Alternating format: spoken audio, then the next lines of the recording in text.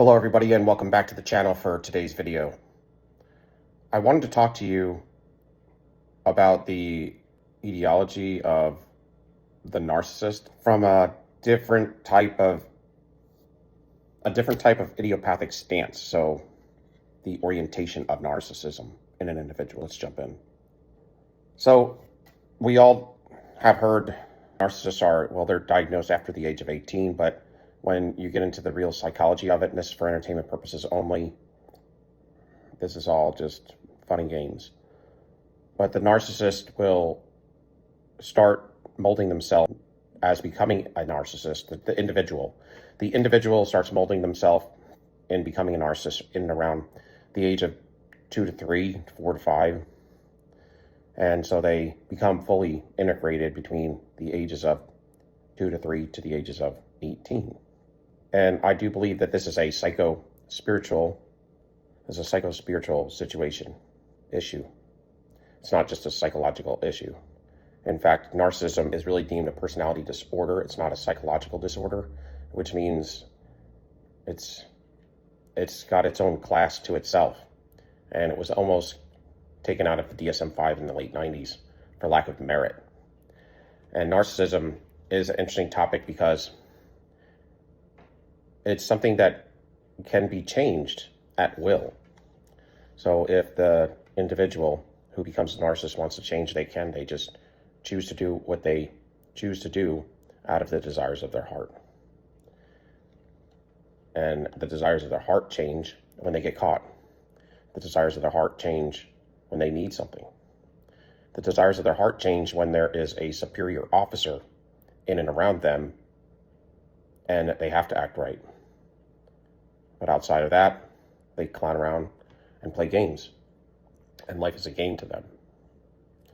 And they are strictly in a 3D or lower as far as spiritually, mentally, and psychologically. But if you could picture a toddler and then becoming a young adolescent, even in psychology, Sam Bankman, who is a well-known, one of the forerunners in the study of narcissism, wrote several books, and he spoke on what it's like to become a narcissist. He is still a narcissist. He's pompous about it. He is almost honored to be one from the way that he speaks. And from the way he speaks, it doesn't seem as if he is in belief of any sort of God per se. I just want to give you a little backdrop on him. But what he spoke on was the child will go through certain things where they may have expectations from their hierarchy, parents, caregivers, and they will come into a time to where they can't meet up to the expectations. So when they're alone, there will be generated an imaginary friend for them. And the imaginary friend will be fun, playful, and powerful, full of energy, and will allure the individual into becoming a narcissist. And if you could picture it like while they're down, the imaginary friend would start to show them how they would help them, coach them, and lead them down a brighter path. If the individual, the adolescent, make an agreement with them to share their vessel, they would be more powerful together. And this entity would always be with them. They would never be alone, so they would never have abandonment issues. They would always have power and control over situations versus being controlled and being overpowered. They'd be able to work together, and this entity, this imaginary friend, would show them a new way, a new pathway, would give them their heart's desires. But if you could look at it like how the enemy works is like they would present themselves as if this is a one time only. And if you don't do it now, it won't be available later. The enemy likes you to rush into things, to be impulsive. And when this individual, this adolescent, decides to do this, maybe they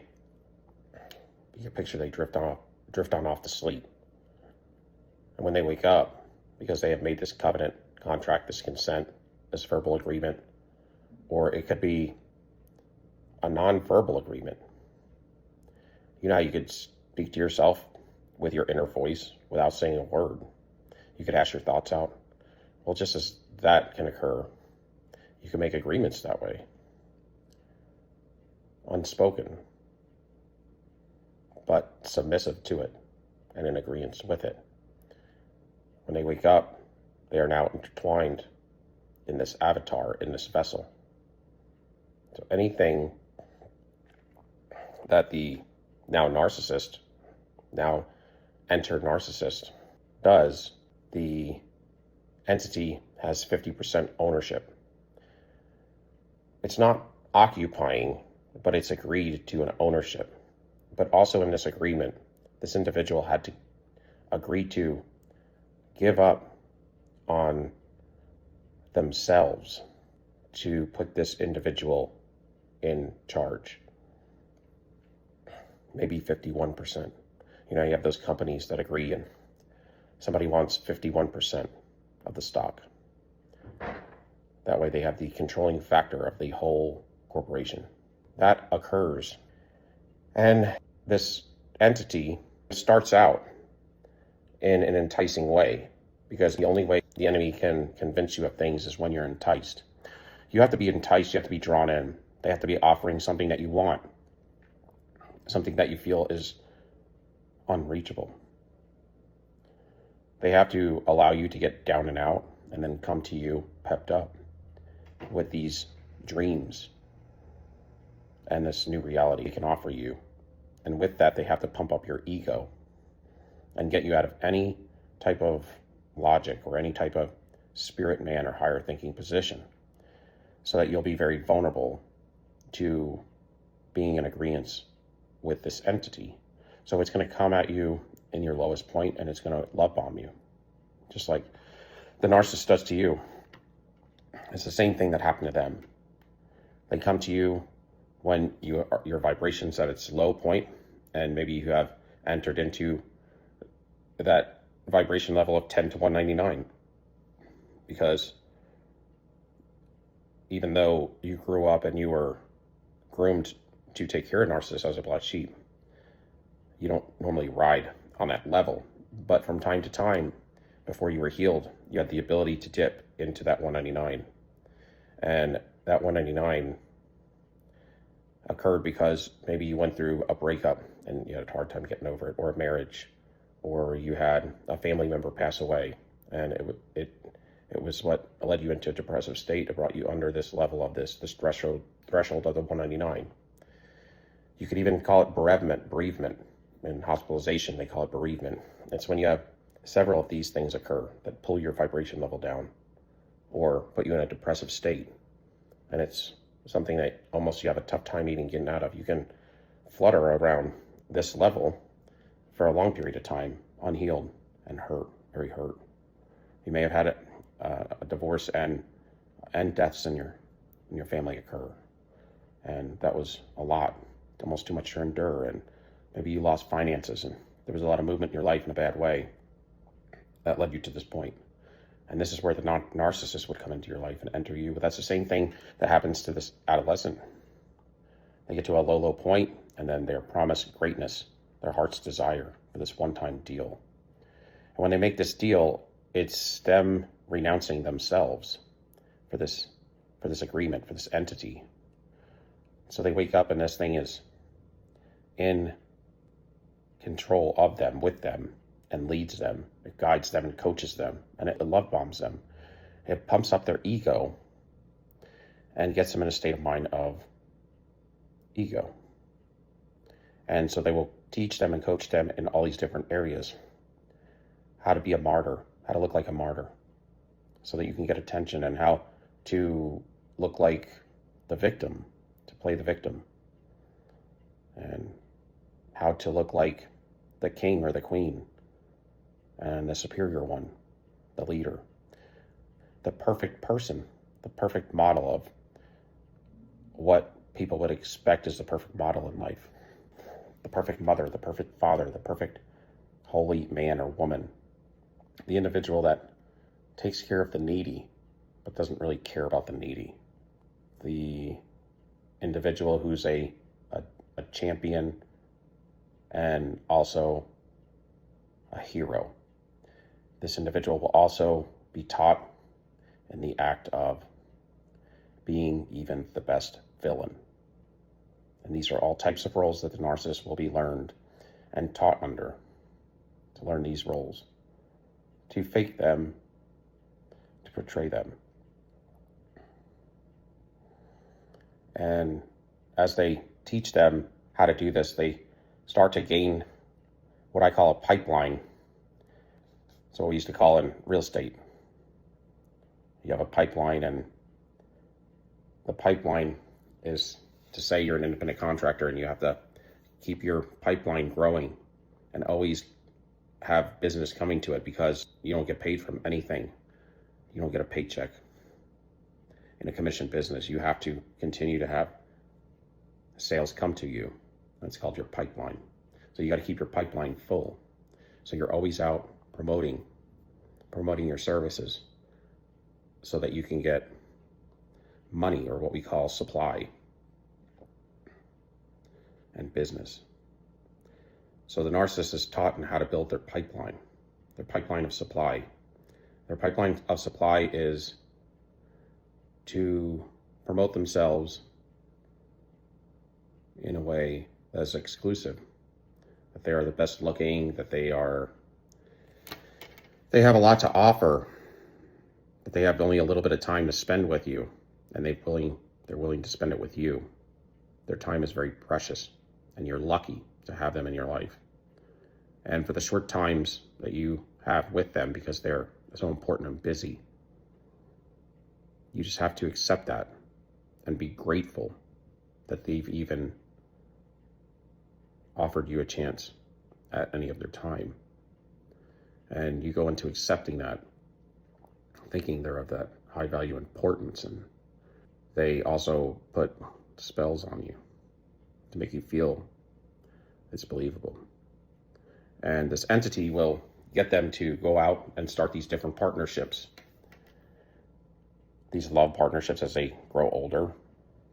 And before that, they would be just abusing individuals for supply in regular relationships, friendships.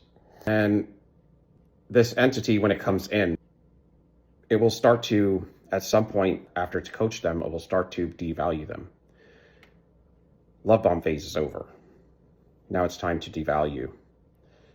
Now it's going to tell them how they're no good. Maybe they shouldn't have made this agreement. Maybe they should have did this. Oh, you can't do that.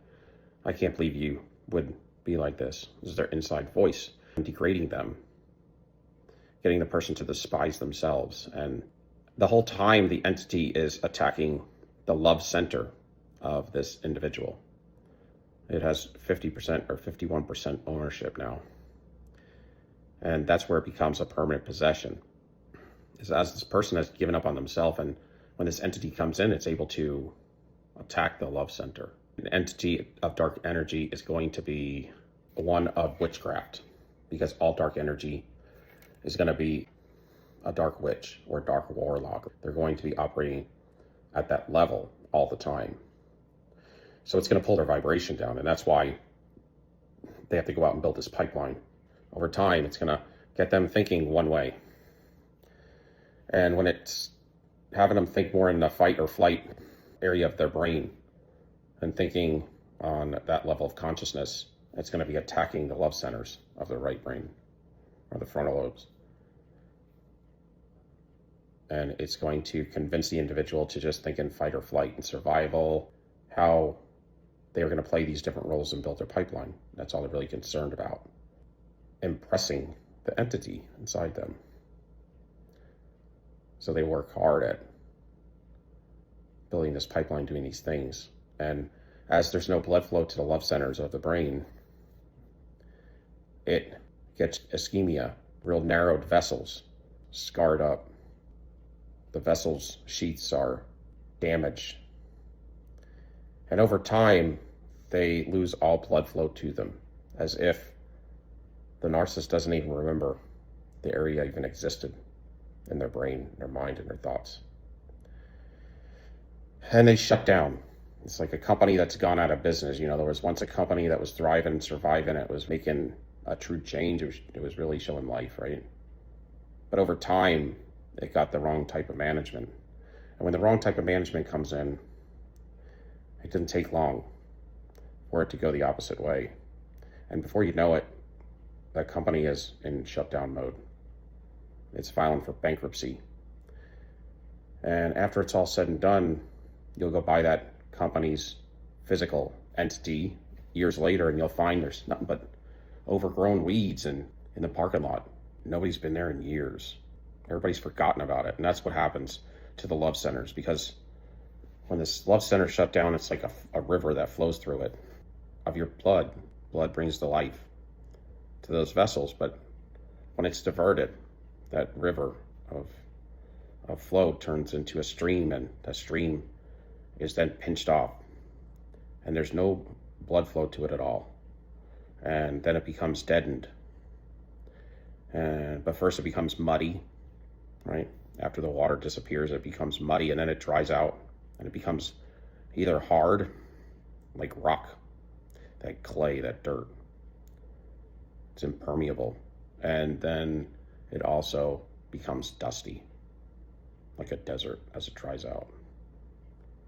And that's what happens to the love centers of the brain, to the mind of this individual. If you wanted to flow water, or if you wanted to flow water there, or blood to that area of the brain, it's going to be just a dammed up wall of deadened membrane. It can't get through anymore. It's going to be more of a basin. It's not permeable. There's no channels to flow through. And even if there were, anything that was living has been deadened. And it's like that business, that company, that corporation that closed down 5 years ago. When you come back, it's a parking lot with weeds and grass growing and a tree growing through the middle of the building. Nobody's been there in years. There's cobwebs. And that's what happens. And that's all that you need to lose. Because it says in 1 Corinthians that without love, you're just noise. You just make noise, and it doesn't yield you anything. There is no goodness in its fruition. It has nothing to give. It's a taker. You're just acting like you love, but you don't love.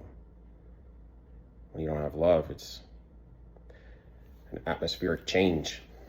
It's not good. And when you lose love, and when they cut off love to where it's deadened, they also lose everything else good in their life. Because if the Lord says without love you are nothing, you are as noise, you are as a clanging cymbal. You can talk all you want, but you don't have the substance of love to give or to generate. And when that occurs, you become evil. You lose love and what's connected to the vine of love, because the root of the vine is love. And what comes off of that is goodness, gentleness, kindness, peacefulness, faithfulness, good self-control, all of these things. There's 9 fruits of the Spirit spoken of in the Word, and they lose all of them. They also lose their true self, and their true self is to say truth, the truth in you. You have deadened the truth in you. And when you deaden the truth in you, you lose your ability to reach God. Because if God is truth, if Christ is truth, then how can you reach him if you can never, ever have even the ability to reach even truth anymore? Because you have deadened it, sacrificed it. And so then your true self dies and becomes a false self. And your inside voice is exchanged out. Because when you lose love, you lose your soul. And when your soul deadens, there's a vacuum in there. There's an area of space that was once containing your soul that has died off. And that vacuum is replaced with the seat of the enemy, this parasite, this predator. And this predator jumps in the seat, and it does this in a way of devaluing the individual, you, your mind, will, and emotions, whatever is left in there. It's getting you to feel like not enough, to feel like a failure. And it gets you to look outside for the answer, because you're detached from your soul now. So you're looking out here because there's nothing in here anymore. It's almost as if you can't even imagine yourself as being inside and out. Because that working has taken place, the inside thinking of who you are has deadened as well. So now you are completely convinced, and there's no other way of looking at, for them, it's hard, they can't even fathom the option of looking in anymore. It's almost like it never existed. So everything is from here out. And so they're searching out here, and when this vessel is filled in that vacuum with this entity now, as your soul dies, it then pushes whatever the original entity is out to the outer surfaces, toward the bone, toward the flesh. And it's almost as if this individual becomes a skinwalker.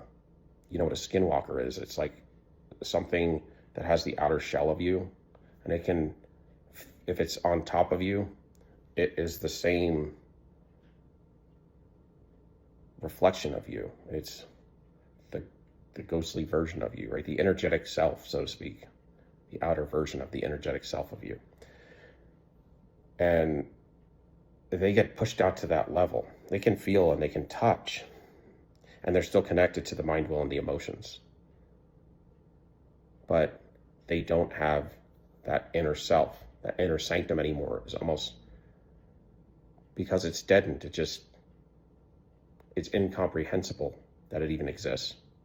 So they feel their energetic self, they use their mind, will, and emotions, and they see and can do everything out here like we can.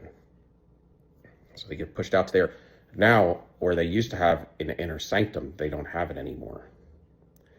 Now they're just like a skinwalker to this entity that is now housed in the inner sanctum of where the soul was. And when they denounced themselves, they denounced love and love for themselves, and any love that they could receive from God. When you denounce yourself, you also denounce God. When you sacrifice yourself, you denounce God, because you denounced every opportunity to reaching him. And this is how this becomes a permanent possession. Because you have shut off these areas to your brain, and the goodness of who you are or had the potential to be is all been deadened or sacrificed. You are now a hybrid of humanity, because now you're missing even not just psychological, not just emotional, but you're missing physical pieces or tools or operations. You're missing the centers of your brain that are needed. And because you sacrificed it, it all perished. And when it's been done like that, you can't open it back up. You can't recreate it. So you're a hybrid anatomically now. That's why sometimes PETs and MRIs will show certain centers of narcissists, their brains are shut off permanently. They don't light up the same because they have anatomically changed. There's no going back from that. And because you've lost love, you can do no good. You You can't do good if you can't love. God is love. And without the love, you lost your truth. God is truth. And without love and without truth, you have no standard of goodness. And you have no truth in you. That's why they say the narcissist is a lie. Because they cannot be truth. And they cannot love. That's why they are always going to be evil and devious. Because they can't do right if they wanted to. And if you look at how to define the narcissist in anything in this world, they may all be at a different level on the spectrum of evil, but they're all going to be evil. So you have evil people that maybe just focus on theft. You may have people that are evil that focus on theft and also unaliving. So this individual that focuses on both of these is going to be more evil on the spectrum than the one that's just focused on theft. And then you have others that just focus on using people to lie to them, to cheat them. So on the spectrum, it's going to be at a different level for each of them. And that becomes their new personality, their new essence. Their new essence becomes whatever they are on that spectrum, but it's all evil. You can take any evil in the world and size it up with the narcissist, and they're going to have attributes of it. The narcissist is just like Judas. You give them enough money, they will turn an innocent person in. It's worth it to them. They have no standards of goodness. And when I talk about your true self, what I am getting at when I say that your innate true self never changes. When you were born, I don't think morals, values, and ethics are something we learn. Morals, ethics, and values are something that are innately in you at birth. And you may say, well, I've gotten better at my morals, ethics, and values. You did not change your morals, ethics, or values, but you purified them. You always believed them. You just decided not to follow them, maybe because you were jaded in childhood, or you were used and abused and mistreated in childhood, and it continued into adulthood. And you may have become maladaptive in your recent years, but you never strayed from your morals, ethics, and values. You just weren't following them. And that would be called sin. We're going down a path of sinfulness or forms of rebellion towards God. And we have all done that. That's a nature of life, life's pathway, sometimes to get us hurt enough to where we make true change in our life. But on the level of the narcissist, this is something totally different. When they were innately born, their ethics, morals, and their values were of deceit and deception. Even though they were birthed in the spirit realm first, just like the rest of us, they hadn't culminated into the action of any of those thoughts. So there was no opportunity to come into this world as evil yet.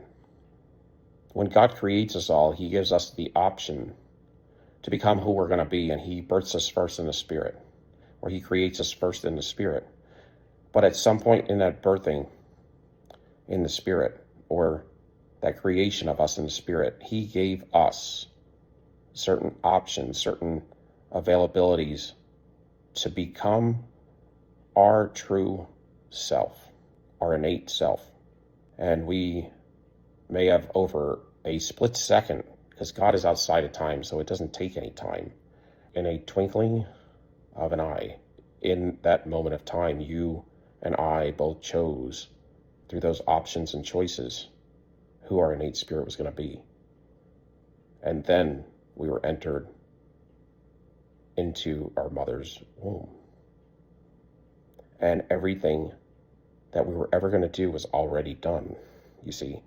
Because God, in his all-knowingness and in his imperial state, he's everything. And he's outside time. So whatever was done has been already in you. You have already come into your fruition before you were put into your mother's womb and became anything here on earth. It was already done. And earth is the place that we will play out. Earth is a place that we will prove to the courts of heaven, as this is all being recorded for our future court date in heaven, as proof who we decided to be in our innate self, and is who we wrote out, is what we followed out here on earth, as it was all recorded. So when we leave here and go to the courts of heaven, we will have no excuse for the things that we have done. And we'll be all judged by the same rod, whether we are righteous, whether we are evil, whether we are people of deception or good and faithful servants. If you were going to find Christ, you were going to find him through your turmoil and torture here on this earth. If it was meant to be, it has already been done. And that's why when people try to control your destiny, try to divert it, try to bully you, they try to deceive you and get you off your path. They think you're their property. And if you're a worker of light and a worker for the Almighty, because that was your chosen path and your innateness, as you chose that path, you will not be beat. You can't be beat because it is your destiny.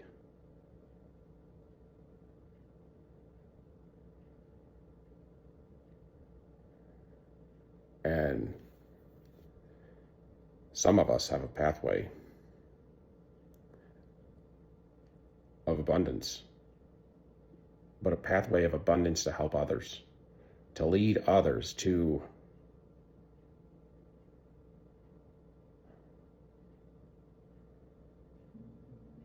be a navigator, to form a pathway where there is no pathway, for others to see the light of God and to follow and navigate for themselves. When you have a destiny like that, it won't be stopped.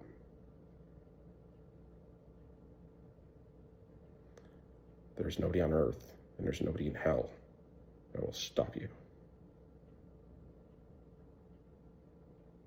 Because it has already been done. And you have the armies of God. And if God is with you, then who can be against you?